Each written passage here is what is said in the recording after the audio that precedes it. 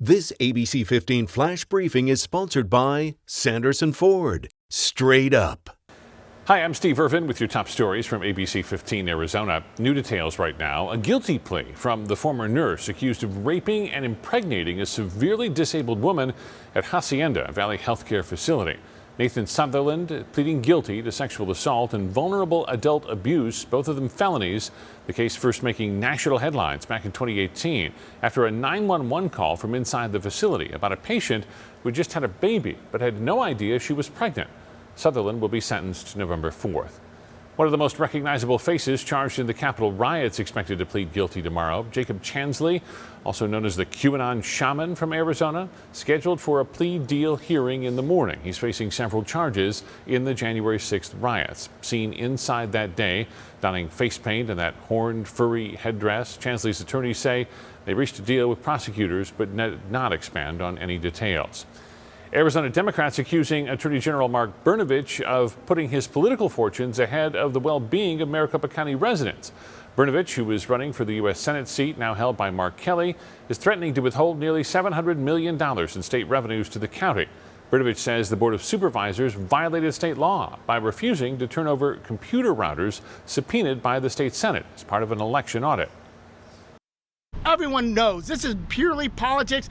If the very least, he should step aside. If he wants to continue to inject his office in the political fight, then he should resign as Attorney General. Brnovich was asked to do what is known as a 1487 investigation. That law allows legislators to ask for an investigation of any city or county government suspected of violating state law. If they are, they can lose state funding. The county has a deadline of September 27th to turn over those routers. This afternoon, Brnovich's office responded to the accusation, saying the Attorney General is simply enforcing the law and politics are not involved. Tracking the latest on COVID-19 here in Arizona, we're seeing an increase in hospitalizations. The state reporting 3,400 new cases and 26 new deaths. Vaccinations are also on the rise. More than 16,000 new doses have been given out. More companies expected to start rolling out vaccine mandates. An advisory and insurance firm found more than half of businesses surveyed said they would have some sort of vaccine mandate by the end of the year. Right now, about 1 in 5 have some sort of vaccine requirement. Just under 1 in 3 are offering or considering a financial incentive for people to get the shot. Upping pay to help get kids to school. Gilbert Public Schools adding a $2 an hour incentive for bus drivers. ABC 15 has been reporting on the school bus driver shortage all across the valley. Gilbert right now is short 43 drivers. The school board hopes the added pay will bring more people behind the wheel and keep drivers from leaving. Bus drivers are not, they don't come on trees. It's very difficult to get qualified bus drivers. They have to have a CDL, they have to have an air brakes test, they have to have a school bus test. And when you lose one, you have to go through that whole process again. So these are very valuable people. Your kids might not remember who their teacher is, but they sure know who the bus driver is. Gilbert is also hoping to get more bus aides, adding a $1 an hour incentive for that position as well. The skies at Sky Harbor International Airport are staying busy. The airport's seeing passenger levels in July that nearly match 2019 numbers, with more than 3.8 million passengers flying through Phoenix. That's just a 0.3% difference from July pre-pandemic.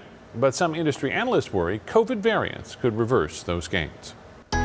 Tracking your forecast, I'm Chief Meteorologist Amber Sellens, and we are drying things out across the valley, starting to heat them back up too. And tomorrow, it's a return of the triple digits here in the Phoenix metro area, starting out in the 80s in the morning, 80 degrees at 6 a.m., 87 at 9, mid-90s by noon, and then we'll briefly hit those triple digits between about 3 and 5 p.m. here in Phoenix for tomorrow. Now, air quality will be getting worse as our winds lighten up and the sunshine helps that ozone pollution to really build up throughout the day. So tomorrow, an ozone high pollution advisory in effect, and watches now for Saturday, Sunday, and Monday that could be upgraded to advisories as we get closer. So if you have asthma or COPD, you'll want to limit your time outside over the next few days, or you may have difficulty breathing. As we take a look at the rest of your 7-day forecast here, heading into Labor Day weekend, 103 on Saturday, 104 Sunday, and 105 on Labor Day. Storm chances will return, but looks like they're going to hold off till the middle of next week. For the latest headlines, weather, and traffic, head to ABC15.com or download the free ABC15 mobile app. This ABC 15 Flash Briefing is sponsored by Sanderson Ford. Straight up.